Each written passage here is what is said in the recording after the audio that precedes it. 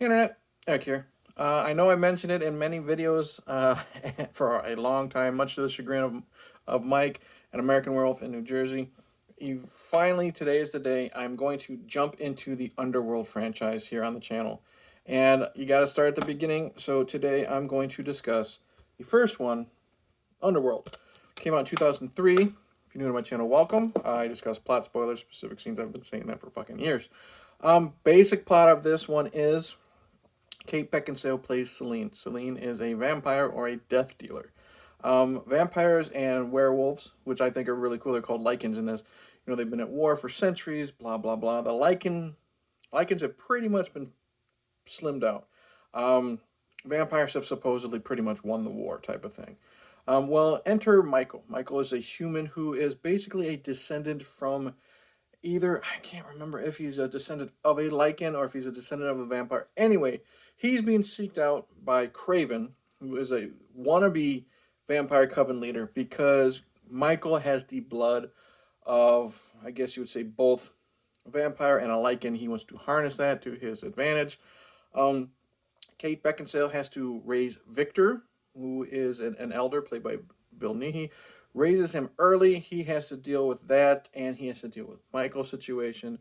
All the while, you find out that I don't know if he's the very first Lycan, but Lucian, who was thought to have been dead, is not dead. Lucian is a character from Legend, long past, dealt with Victor, all this stuff. And he is now working with Craven, Lycans and vampires working together. It's complicated, but not. But that's it in a nutshell. You could Wikipedia it if you don't understand what the hell I was saying. Anyways, first things first, the act. Kate Beckinsale looks good in leather. She's okay in this movie. She's not great. She's just there to be brooding, be somewhat menacing, and be sexy. She does all three. She's got decent chemistry with the actor who plays Michael. She's got good chemistry with the actor who plays Craven because she fucking hates him.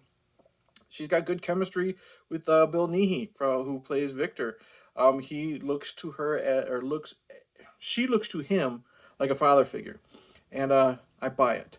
And her stunt work is good. I like her fighting. Her gunplay is really really good. So she's fine. The actor who plays Michael is just there. You know what I mean? He's there to run away, to look scared, and eventually turn into a monster at the end of the movie. That's about it. The actor who plays Craven, perfect asshole. He's really, really good at being that guy you just want to strangle and punch and then spit on afterwards. You know what I mean? He is this scumbag that is, he will sacrifice whoever he needs to get to his goal of becoming a vampire elder, and he does the job. He's really good at that. Bill Nighy as Victor. Um, he's not in this movie very long, um, but he does the job. If you know who Bill Nighy is, I only really know him as Davy Jones from the second and third Pirates of the Caribbean movie. He's fun there. I love him as Sean's asshole stepfather in Shaun of the Dead. He's good here. He's very stoic, very intimidating. He's this old man. He's very intimidating, just the way he talks to people. Like he looks down on you type of thing. You're intimidated by him. And I liked him. Other characters, I mean, you got other characters thrown in there to just fight other characters like vampires to just look sexy. They do their job. The only other character of merit, I guess you would say, is the actor who plays Lucian. And like I said, Lucian is also trying to get a hold of Michael because he wants the blood sample as well, so he can use it. Um, he's really good. I like his fighting. I like his presence. Very dangerous. You can tell he wants to work with Craven but doesn't trust Craven. I love his backstory, which I won't get into because I know we'll get into it in the third movie. But he's got a really cool backstory. His backstory with Victor is kind of predictable, but it's still really really good. So overall, characters do their job. Action in this movie is fantastic. The gunplay, the fights, I love. I love every time Selene, Kate Beckinsale, fires a weapon. She looks so cool doing it. I love it. And it's either she's shooting Lycans, she's just taking out people left and right, and we've all seen it in the trailer when she's She's basically at a dead end, and she just takes her guns and she shoots the ground, going back, going all around in a circle, just so she can fall through to the floor below and get away. Great, great stunts with the cars. There's some sword play in this. I really liked it. It was really really good. There's one car chase scene that is really good where Selene and Michael are getting away from Lucian and he's on top of it and he's got a fucking sword that comes out of his cloak or whatever and he punches through the roof and really really good action. The fight scenes are great. I love the beginning fight scene in the subway. You got that really big Lycan whose his voice is so deep, you know what I mean? And it's really really cool. The special effects are really good for the most part. I like the way, I mean, it's early, I wouldn't say early CGI, but it's 2003 CGI. And the transformation scenes with the Lycans, pretty good overall. I want to give major props to the practical effects.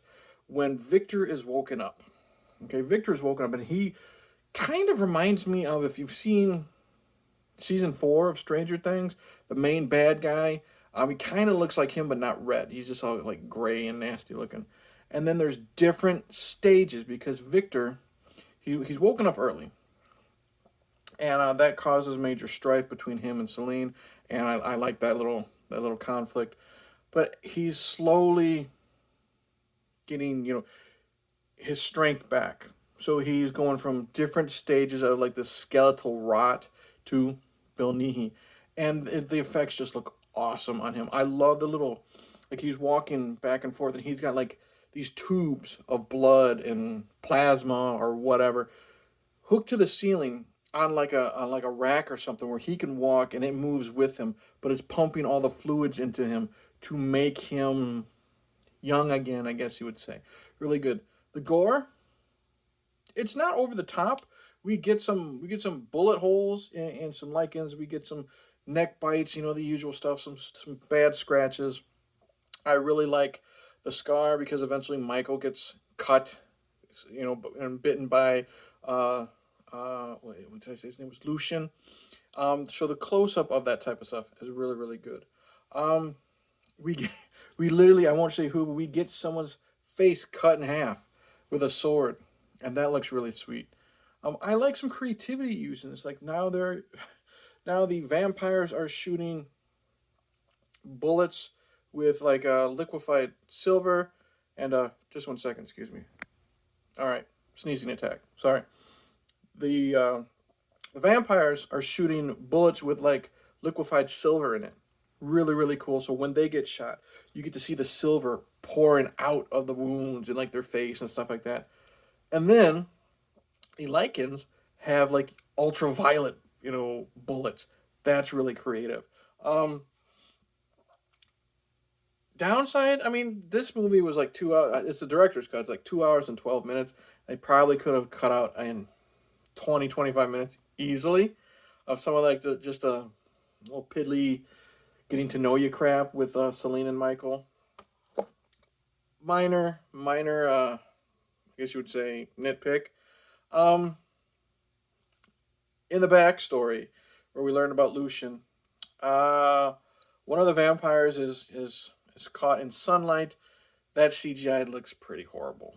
Well, horrible is too strong a word. It's not like fucking WrestleManiac or something like that, but it could have been better considering how the Lycan transformations were. But overall, I really dug this, and the way this movie ends, it leaves you ready for part two. So I do highly recommend Underworld. Kate Beckinsale is great to look, always great to look at. The action scenes, top notch. I love the blue filter that is used in this movie. You know what I mean? That's really cool. Um, Lucian is really good. Bill Nighy is always great. Great fights, fantastic action. Like I said, I love the use of guns in a vampire movie. You know what I mean? It's not just bites and scratches. You get weapons. That's really cool. We get a little bit of a backstory that I know opens up even more in part two, and especially the prequel, which I can't wait to get to because I've only seen the first three, and it's been forever. I remember liking the prequel the most, but I'm not going to grab it again. I highly recommend Underworld if you haven't seen it for some reason. Um, it's possible, I haven't seen it in God knows how long, but highly recommend it. So, Mike, there you go. Underworld 2 is coming soon. Promise. So that's it. Thank you for watching. Like and subscribe. Comment below. Tell me what you think. Do you like Underworld? Do you hate Underworld? Do you just watch it to see Kate Beckinsale in tight leather? That's a bonus. Thoughts on the vampire Lycan feud? All that jazz. Ring the bell. I'm out. Cheers.